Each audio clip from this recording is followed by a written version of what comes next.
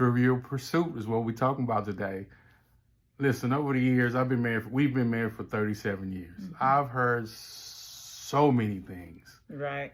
Nowadays, you hear a lot more, but back in the day, it was, hey, if you want a long marriage, and mind you, these are people that's not married. Mm-hmm. If you want a long marriage, you got to get all your toys before you get married. Oh.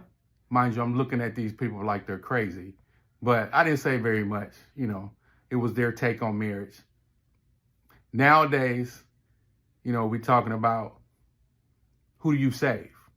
You got your mother, your wife, and yourself in the boat. Somebody got to go. That is terrible. Somebody lives. Who do you save? Why would anybody want to ask themselves that question? They just ask that question. Just for debating purposes. Right. And just to be messy. Yeah. That's just to start That's mess. about it. That's about it. And then we hear a lot, though. Yeah, you save your mother, you can always get another wife. Ooh. Yeah. That's what you hear. Listen. I don't even want to ask nobody that question. That's going to get some people in trouble. Nowadays, we got the 50-50. The 50-50 conversation. What's that about? What can you bring to the table? That's what men are asking women nowadays. Will you go 50-50? Do you believe in it? Do you believe in it? I believe in is one big pot. Okay. What you mean by that? I mean that it's one big pot. You take care. Listen, whatever needs to be taken care of gets taken care of. Of course, I'll pay the bills. I'll do whatever I need to do. Of course, all my money could be gone. And then if there's no more for me and something else needs to be paid for, then I get it from you. So by one big pot, you're saying combined money, you don't believe in separate bank accounts? I mean, you can have a separate bank account. I don't care where the money comes from. If it needs to be had, then we just pull it from wherever it is. So that's not, that doesn't matter to me. Yeah. Okay. Yeah. You hold your money where you want, under your pillow, in your bra, in your bank account. It don't matter. But when I call on it, it just got to come forth.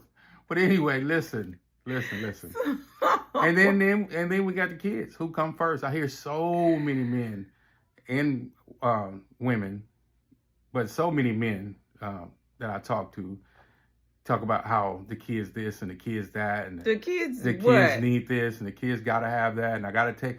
But I never hear anything about them talking about their wives.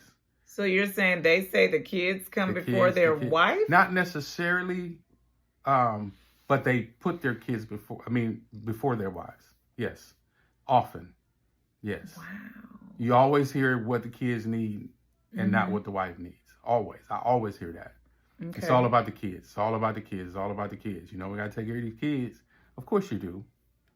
And then I know that the mom be putting them first too, because she feels like the kids got to come before any and everybody. The problem is so many times this happens in marriages that they put the kids first and don't nurture, care for, invest in, take care of their marriage. Right.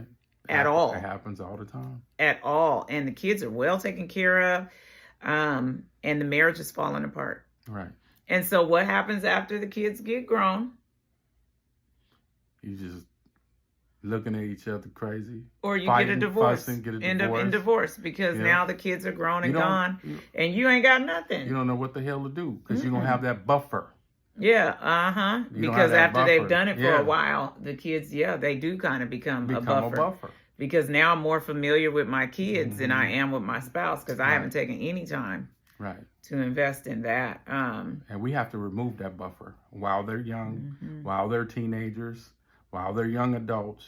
You got to remove that buffer because it's all about you and your wife. It's a tough thing to do. I did a video recently about the difference between covenant and commitment, how covenant is ordained by God. It's a vow taken before God, sealed by God, honored by God. Commitment is something we decide to do for ourselves. And that's just putting it in just the most basic terms. If I were to not spend so much time on that, because I didn't want the video to be about that, but just the most basic terms of the difference between commitment and covenant. So The thing is we never enter into covenant with our children. Believe it or not, we don't enter into covenant with our children. I suspect because our parenting is a very temporal and it's a temporary commitment. We're not, we never say till death do us part. And it's not that you're not a parent forever, but because the role shifts and changes and goes through various stages as your kids get older, this role never shifts. There's some changes you may go through, Right. but the roles themselves never shift. We are entered into covenant, so we don't get to change our roles as we get older. So I no longer have to love you unconditionally because we're older now. But with our kids, they get older, they move out, they start their own families. Right. Everything shifts and changes because that's a commitment. And that can happen with commitments. Agreements can shift. Agreements can change. Contracts can be renegotiated. So even with our raising children, we renegotiate the terms. Absolutely, we do. All the time in our child rearing. But what I can't renegotiate is the vows that I took with him at that altar. Right. That's not up for renegotiation at any time. So God has blessed us with those children to raise them so that they understand covenant. Because one day they will have to enter into covenant. So I'm raising them to understand, to learn about covenant, because I'm raising them to leave. They're going to leave me, enter into covenant with someone else, start their own family, and the cycle will continue. Right. But somehow or another, we get it twisted. We do. And we start acting like I've entered into covenant with my children when I have not, and totally disregard my spouse. I think we might have been guilty of that sometimes, never intentionally. We've never talked to one another or made those types of comments like, oh, my children come first. That's never been, that ain't never been a thing. But I do believe that life gets to lifing. Right. And there's times where our children, for a long time, we were raising them and it was about their schedules, what they wanted to do, when they wanted to do it, what sport they were playing, where we had to be. There was no date nights. No. No date nights happening when you're raising those kids. We didn't have time for that. We working. I think you would get off work and take the kids to track practice. Yeah. I would go to work, leave the house at 4:30 a.m., get back at 6 p.m., get them kids in the car, straight to track practice, come home by 9:30. Sometime in the middle, come home, spend a moment at the house, go right back. But yeah, it was all about the kids. And no, all we were doing was discussing schedules. That's it. What are we doing? Where are you going? Who's going? There was no discussion for us. And I remember distinctly one time, one year, and it was maybe about 10 years ago, you guys. And we were going to celebrate our anniversary. And for the first time in our marriage, it felt awkward.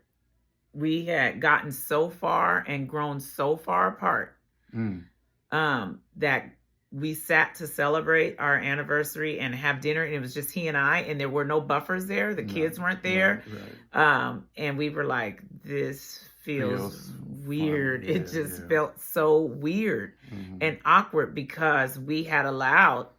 What was that, the Lobster Fest? Yeah, we had allowed the kids to come in and life to just take over. I was on the road a lot too. I was gone a lot. So and life was life, and everything took precedence over our marriage. Our marriage became something we put on the back burner, and we put zero there. That was a season. That was just a season of our marriage. There was zero investment going into one another. Zero investment. Right. Everything we had, every ounce of energy we had went towards the kids. We had to make sure there was provision for them. We had to make sure they were involved in things. We had to make sure they were still going to church, that they were in ministry, that they were doing, and it was just everything but us. Yeah. And didn't even know that we were losing us. Yeah. And you got to do all those things. No, those things are fine. But listen, you got to take a moment. You got to take a moment. Every day you got to take a moment. and face each Mhm. other without the buffer between you. Do what you got to do. Hug, kiss. Mm. You just got to commune together. You got to love one another every Mm. single day. And then listen, if the kids got to miss something, they just got to Whoop-de-doo. miss it. You're not going to track practice today. Why? I'm spending time with my wife today. Spending time with your mother Yes. today. And let them see that and Yeah. let them hear that Yeah. and let them learn that. Mm-hmm. This is more important Right. than your track practice. Yes. This is more important. Yep. So, I mean, it's something that you have to literally put some value into. And again, be very, very intentional Yeah. about this right here, this covenant I made, very intentional. Because the enemy ain't no joke. He's coming to disrupt. And the minute we start growing away from each other and paying more attention to things outside of our covenant, that's when he's coming in to destroy some things. And that's, I mean, he took us for a ride for a season in our marriage. That's right. So That's it's right. really, really important to understand that no, the kids do not come before this. You are raising them to leave and enter into their own covenant. Right. What are you teaching them? How are you training them? How are you preparing them? So in answer to that, kids don't come before my spouse, neither one of us. And they don't come before my marriage, period. So I pray that this helps someone. If we're talking to you, I pray that this is a reminder to have a date night. Or two. Yeah, go out. Forget what the kids got to do. Go and have a date night. We give you our full permission. Absolutely. All right. So if you need some help in this area, please reach out and we will be happy to get in touch with you and give you a way to contact us if you'd like. And maybe we can speak one-on-one and kind of walk with you along this journey in making your marriage the best marriage it can be. Good luck and God bless. You.